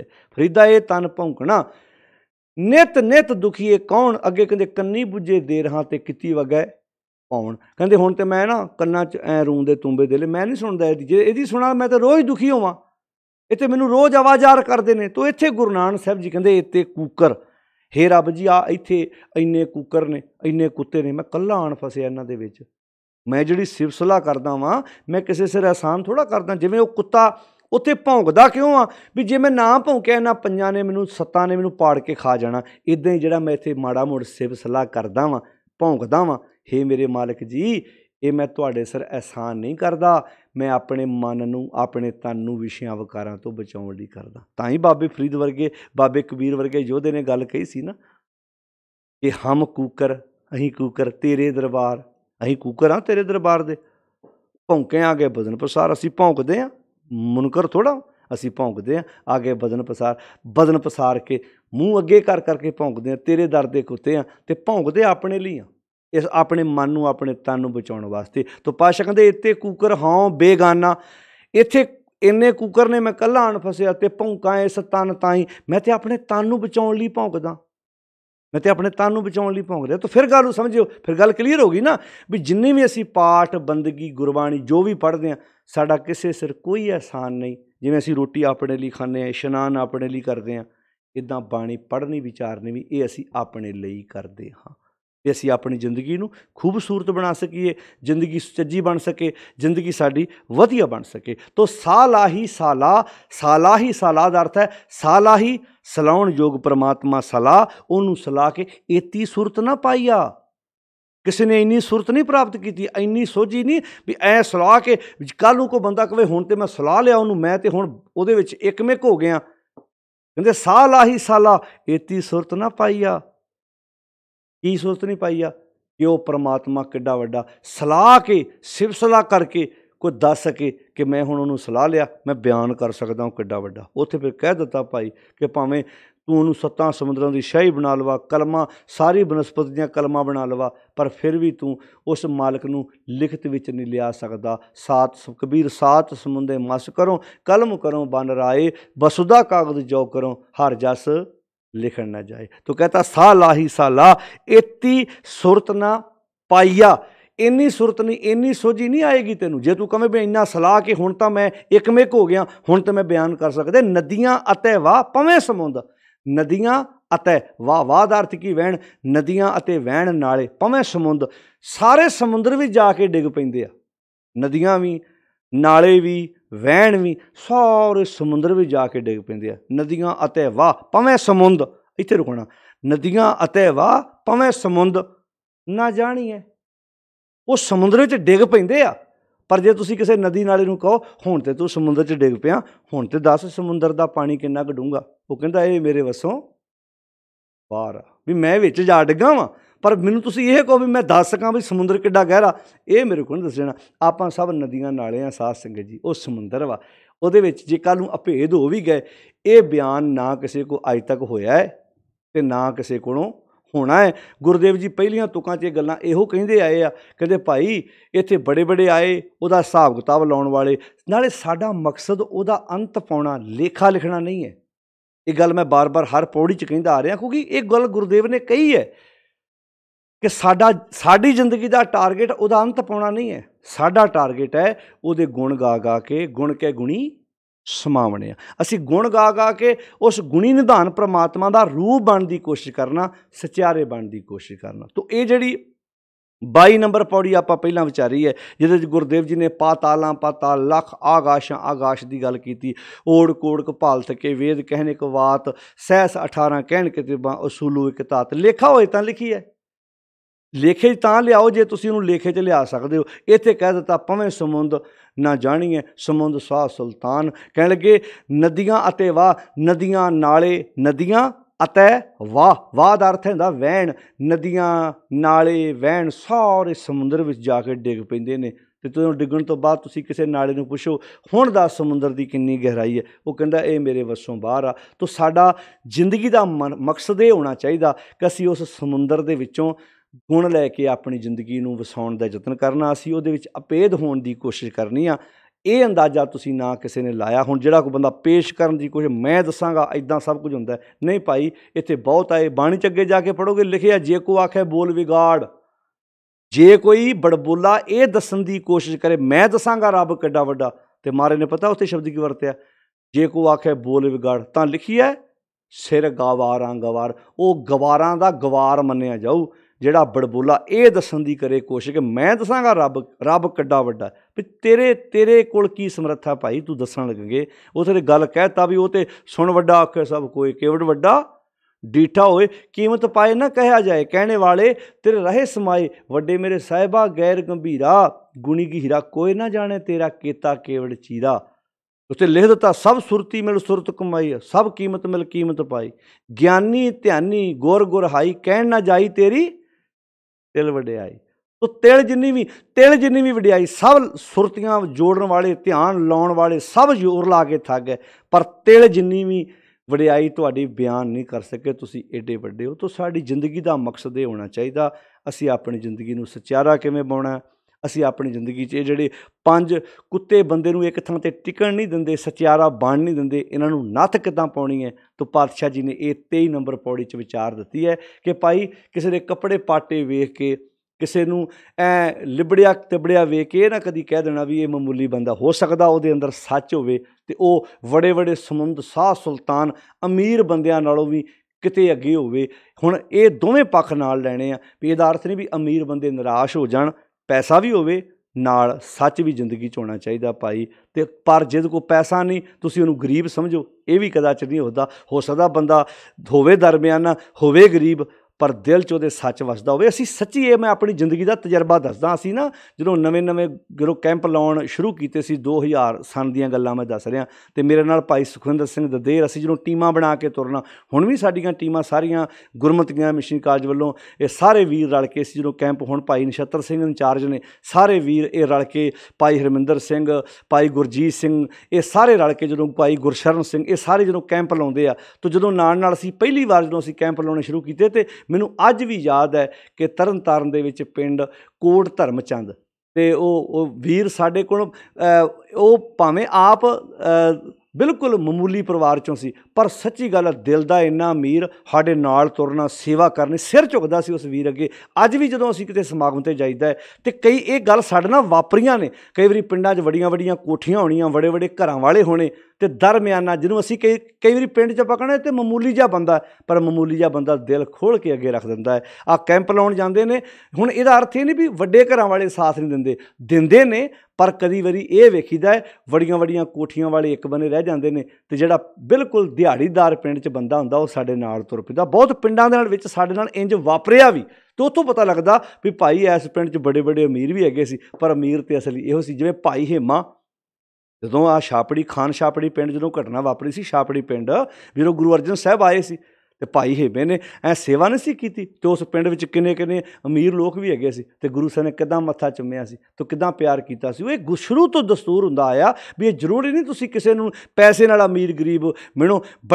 ਬੜੇ ਸਾਡੇ ਮਿੱਤਰ ਵੀ ਹੈਗੇ ਨੇ ਜਿਨ੍ਹਾਂ ਕੋਲ ਬਹੁਤ ਪੈਸਾ ਅਤੇ ਨਾਲ ਤੁਰਦੇ ਨੇ, ਅਤੇ ਬੜੇ ਲੋਕ ਦੁਨੀਆ 'ਤੇ ਐਸੇ ਵੀ ਹੈਗੇ ਜਿਨ੍ਹਾਂ ਕੋਲ ਹੁੰਦਾ ਸਭ ਕੁਝ ਹੈ, ਪਰ ਉਹ ਪੈਸਾ ਲਾਉਣ ਵਾਲਾ ਉਹਨਾਂ ਕੋਲ ਦਿਲ ਨਹੀਂ ਹੁੰਦਾ, ਜਿਹਨੂੰ ਆਪਾਂ ਕੰਜੂਸ ਕਹਿ ਸਕਦੇ ਹਾਂ। ਤਾਂ ਫਿਰ ਬਾਣੀ 'ਚ ਲਿਖਿਆ ਵੀ ਸੂਮੇ ਧੰਮ ਰਾਖਣ ਕੋ ਦੀਆ, ਮੁਗਧ ਕਹਿ ਧਨ ਮੇਰਾ। ਉਹ ਮੂਰਖ ਸੋਚੀ ਜਾਂਦਾ ਮੇਰਾ ਹੈ, ਪਰ ਉਹਨੂੰ ਇਹ ਨਹੀਂ ਪਤਾ ਵੀ ਭਲਿਆ ਕੰਮ ਤੇਰੇ ਆਉਣਾ ਕੱਖ ਨਹੀਂ ਹੈਗਾ, ਵੀ ਜੋੜੀ ਜਾ, ਇਹ ਤੇ ਕੰਮ ਕਰ, ਹੈਲਪ ਕਰ, ਕਿਸੇ ਦੀ ਸੇਵਾ ਕਰ, ਗੁਰੂ ਬਖਸ਼ਿਸ਼ ਕਰੇ। ਤਾਂ ਇਹ ਸਾਡਾ ਆਪਣਾ ਤਜਰਬਾ ਹੈ। ਜਦੋਂ ਅਸੀਂ ਕੈਂਪ ਲਾਉਣ ਜਾਂਦੇ ਹੁੰਦੇ ਸੀ, ਅਤੇ ਕਈ ਵਾਰੀ ਵੇਖਣਾ ਅਸੀਂ ਵੀ ਪਿੰਡ ਵਿੱਚ ਕੋਈ ਆਮ ਮਾਮੂਲੀ ਦਿਹਾੜੀਦਾਰ ਬੰਦਾ ਜਿਹੜਾ ਸੀ, ਉਹ ਵੀ ਸਾਡੇ ਨਾਲ ਇੱਦਾਂ ਤੁਰ ਪੈਂਦਾ ਸੀ, ਅਤੇ ਕਈ ਵਾਰੀ ਵੱਡਿਆਂ ਘਰਾਂ ਵਾਲੇ ਇਹ ਪਿਛਾਂਹ ਹੋ ਜਾਂਦੇ ਸੀ, ਅਤੇ ਕਈਆਂ ਪਿੰਡਾਂ 'ਚ ਨਾਲ ਤੁਰਦੇ ਵੀ ਰਹੇ। ਇਹ ਦੋਵੇਂ ਪੱਖ ਹੀ ਹੁੰਦੇ ਨੇ। ਤੁਸੀਂ ਇਹ ਮਤਲਬ ਸਾਰਿਆਂ ਨੂੰ ਤੁਸੀਂ ਇੱਕੇ ਰੱਸੇ ਨਹੀਂ ਬੰਨ੍ਹ ਸਕਦੇ। ਕਈਆਂ ਪਿੰਡਾਂ ਵਿੱਚ ਤਗੜੇ ਬੰਦੇ, ਅਮੀਰ ਬੰਦੇ ਵੀ ਸਾਡੇ ਨਾਲ ਤੁਰੇ, ਅਤੇ ਕਈਆਂ ਪਿੰਡਾਂ ਦੇ ਵਿੱਚ ਦਰਮਿਆਨੇ ਵੀ ਸਾਡੇ ਨਾਲ ਤੁਰੇ, ਅਤੇ ਕਈਆਂ ਪਿੰਡਾਂ ਵਿੱਚ ਤਗੜੀਆਂ ਕੋਠੀਆਂ ਵਾਲੇ ਦਰਵਾਜ਼ਾ ਵੀ ਨਹੀਂ ਖੋਲ੍ਹਦੇ ਵੀ ਪਿੰਡ ਵਿੱਚ ਹੋ ਕੀ ਰਿਹਾ। ਤਾਂ ਫਿਰ ਕੀ ਕਰਨਾ ਭਾਈ, ਪੈਸਾ ਬਹੁਤ ਹੈ, ਵੱਡੇ ਘਰ ਨੇ, ਪਾਤਸ਼ਾਹ ਬਖਸ਼ਿਸ਼ ਕਰੇ,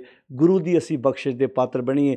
ਇਹ ਜਿਹੜੀ 23 ਨੰਬਰ ਪੌੜੀ ਇੱਕ ਵਾਰ ਪੜ੍ਹਿਓ ਜ਼ਰੂਰ, ਸਮਝਿਓ ਜ਼ਰੂਰ। ਇਸ ਪੌੜੀ ਵਿੱਚ ਗੁਰਦੇਵ ਪਿਤਾ ਮਹਾਰਾਜ ਜੀ ਨੇ ਕਿਹੜੀ ਵਿਚਾਰ ਬਖਸ਼ਿਸ਼ ਕੀਤੀ, ਕੀ ਖਿਆਲਾਤ ਬਖਸ਼ਿਸ਼ ਕੀਤੇ ਨੇ। ਤਾਂ ਮੈਂ ਇਹ ਗੱਲ ਨਾਲ ਜੋੜਨੀ ਚਾਹਾਂਗਾ। ਸ਼ੀਨੇ ਪਿੰਡ ਦੀ ਮਾਤਾ ਹੁੰਦੇ ਸੀ, ਮਾਤਾ ਰਜਵੰਤ ਕੌਰ। ਅਸੀਂ ਜਦੋਂ ਕੈਂਪ ਲਾਉਣ ਜਾਣਾ, ਸੱਚੀ ਗੱਲ ਸੀ, ਸਰਕਾਰੀ ਟੀਚਰ ਹੋਣ ਦੇ ਬਾਵਜੂਦ ਵੀ ਕਈ ਵਾਰੀ ਉਹਨਾਂ ਨੇ ਨਾਲ ਇੱਦਾਂ ਸਾਡੇ ਅੱਗੇ ਸਾਰੀ ਦਿਹਾੜੀ ਕੈਂਪ ਲਾਉਣਾ, ਬੱਚਿਆਂ ਦੀ ਸੇਵਾ ਕਰਨੀ। ਤਾਂ ਇਹ ਦੋਵੇਂ ਪੱਖ ਹੀ ਬਰਾਬਰ ਆਉਂਦੇ ਨੇ। ਕਿਤੇ ਦਰਮਿਆਨਾ ਬੰਦਾ ਪਿੰਡ 'ਚ ਉੱਭਰ ਕੇ ਸਾਹਮਣੇ ਆਉਂਦਾ ਹੈ, ਅਤੇ ਕਿਤੇ ਬਹੁਤ ਤਗੜੇ ਘਰਾਣੇ ਦਾ ਬੰਦਾ ਇਹਦਾ ਸੇਵਾ ਵਿੱਚ ਨਾਲ ਤੁਰਦਾ ਹੈ। ਆਓ ਬਖਸ਼ਿਸ਼ ਦੇ ਪਾਤਰ ਬਣੀਏ। ਅਸੀਂ ਗੁਰੂ ਦੀ ਵਿਚਾਰ ਆਪਣੀ ਜ਼ਿੰਦਗੀ ਦਾ ਆਧਾਰ ਲੈ ਕੇ ਜਿਉਣ ਦਾ ਯਤਨ ਕਰਨਾ ਹੈ। ਤਾਂ ਗੁਰੂ ਦੀ ਬਖਸ਼ਿਸ਼, ਪੈਸਾ ਹੋਵੇ ਪਰ ਪੈਸੇ ਨੂੰ ਅਸੀਂ ਚੰਗੇ ਥਾਂ 'ਤੇ ਵਰਤ ਸਕੀਏ, ਚੰਗੀ ਸੋਝੀ ਪ੍ਰਾਪਤ ਕਰ ਸਕੀਏ। ਚੰਗੀ ਸੋਝੀ ਆਪਣੀ ਜ਼ਿੰਦਗੀ 'ਚ ਆਏਗੀ, ਜ਼ਿੰਦਗੀ ਖੂਬਸੂਰਤ ਬਣੇਗੀ। ਸਾਹ ਲਾਹੀ ਸਾਲਾ, ਏਤੀ ਸੂਰਤ ਨਾ ਪਾਈਆ ਨਦੀਆਂ ਤੇ ਵਾਹ, ਪਵੇਂ ਸਮੁੰਦ ਨਾ ਜਾਣੀਐ ਸਮੁੰਦ ਸ਼ਾਹ ਸੁਲਤਾਨ, ਗਿਰਹਾਂ ਸੇਤੀ ਮਾਲ ਧਨ, ਕੀੜੀ ਤੁਲ ਨਾ ਹੋਵਨੀ ਜੇ ਤਿਸ ਮਨ ਨਾ ਵਿਸਰੈ। ਕਹਿੰਦੇ ਕਿ ਮਾਇਆ ਦੇ ਅੰਬਾਰ ਲੱਗੇ ਹੋਣ, ਪਰ ਕਹਿੰਦੇ ਜਿਸ ਹਿਰਦੇ ਵਿੱਚ ਮਾਲਕ ਸਦਾ ਟਿਕਿਆ ਹੈ, ਜਿਸ ਹਿਰਦੇ 'ਚ ਮਾਲਕ ਸਦਾ ਵਸਿਆ ਹੈ, ਐਸਾ ਇਨਸਾਨ ਜਿਹਨੂੰ ਲੋਕ ਕੀੜੀ ਵਰਗਾ ਪਾਪ ਮਾਮੂਲੀ ਸਮਝਦੇ ਨੇ, ਜੇ ਉਹਦੇ ਹਿਰਦੇ 'ਚ ਸੱਚ ਹੈ, ਤੇ ਵੱਡੇ ਅਮੀਰ ਲੋਕ ਉਹਦਾ ਮੁਕਾਬਲਾ नहीं कर सकते। आओ भाई अंदरों अमीर होने का यत्न करिए। ਉਹਦੀ ਸਿਫਤ ਸਲਾਹ ਕਰਦਿਆਂ ਗੁਣ ਗਾਉਂਦਿਆਂ ਅੰਦਰੋਂ ਆਪਣੇ ਆਪ ਨੂੰ ਤਗੜੇ ਕਰਨ ਦੀ ਕੋਸ਼ਿਸ਼ ਕਰੀਏ। ਬਾਣੀ ਪੜ੍ਹੀਏ, ਸਮਝੀਏ। ਸਾਰਿਆਂ ਦਾ ਧੰਨਵਾਦ। ਤੁਸੀਂ ਲਗਾਤਾਰ ਰੋਜ਼ਾਨਾ ਸਮਾਂ ਕੱਢ ਕੇ ਬਾਣੀ ਦੀ ਵਿਚਾਰ ਸਰਵਣ ਕਰਦੇ ਹੋ। 23 ਨੰਬਰ ਪੌੜੀ ਤੱਕ ਆਪਾਂ ਅੱਜ ਵਿਚਾਰ ਸਾਂਝੀ ਕੀਤੀ ਹੈ। ਇੱਦਾਂ ਆਪਾਂ ਹੌਲੀ ਹੌਲੀ ਸਾਰੀ ਜਪ ਬਾਣੀ ਦੀ ਵਿਚਾਰ ਕਰਦੇ ਜਾਣਾ ਤਾਂ ਕਿ ਅਸੀਂ ਆਪਣੇ ਅੰਦਰੋਂ ਅਮੀਰ ਹੋ ਸਕੀਏ। ਉਸ ਗੁਣੀ ਨਿਧਾਨ ਮਾਲਕ ਦੇ ਗੁਣ ਗਾ ਕੇ, ਗੁਣਾਂ ਦੇ ਖਜ਼ਾਨੇ ਦੇ ਗੁਣ ਗਾ ਕੇ ਅੰਦਰ ਅਸੀਂ ਆਪਣੇ ਗੁਣਾਂ ਦਾ ਇਹ ਮਹਾਨ ਖਜ਼ਾਨਾ ਇਕੱਠਾ ਕਰ ਸਕੀਏ। ਜਿਵੇਂ ਆਪਾਂ ਬਾਣੀ 'ਚ ਪੜ੍ਹਦੇ, ਹਮ ਧਨਵੰਤ ਭਾਗਟ ਸਚ ਨਾਏ, ਹਰ ਗੁਣ ਗਾਵੇਂ ਸਹਿਜ ਸੁਭਾਏ, ਪਿਉ ਦਾਦੇ ਕਾ ਖੋਲ ਡਿੱਠਾ ਖਜ਼ਾਨਾ, ਤਾਂ ਮੇਰੇ ਮਨ, ਲਫ਼ਜ਼ ਵਰਤਿਆ ਮਨ, ਤਾਂ ਮੇਰੇ ਮਨ ਭਇਆ ਨਿਧਾਨਾ, ਮਨ ਵਿੱਚ ਇਹ ਖਜ਼ਾਨਾ ਪ੍ਰਗਟ ਹੋ ਸਕੇ। ਆਓ ਸਾਰਿਆਂ ਦਾ ਧੰਨਵਾਦ। ਬਾਣੀ ਆਪ ਪੜ੍ਹੀਏ, ਸਮਝੀਏ, ਵਿਚਾਰੀਏ। ਕੱਲੀ ਕੱਲੀ ਪੌੜੀ ਨੂੰ ਇੱਦਾਂ ਸਮਝਦੇ ਜਾਈਏ ਤਾਂ ਕਿ ਗੁਰੂ ਦੀ ਸਿੱਖਿਆ ਸਾਡੀ ਜ਼ਿੰਦਗੀ ਦਾ ਆਧਾਰ ਬਣ ਸਕੇ। ਸਾਰਿਆਂ ਦਾ ਧੰਨਵਾਦ ਜੀ। ਵਾਹਿਗੁਰੂ ਜੀ ਕਾ ਖਾਲਸਾ, ਵਾਹਿਗੁਰੂ ਜੀ ਕੀ ਫਤਿਹ।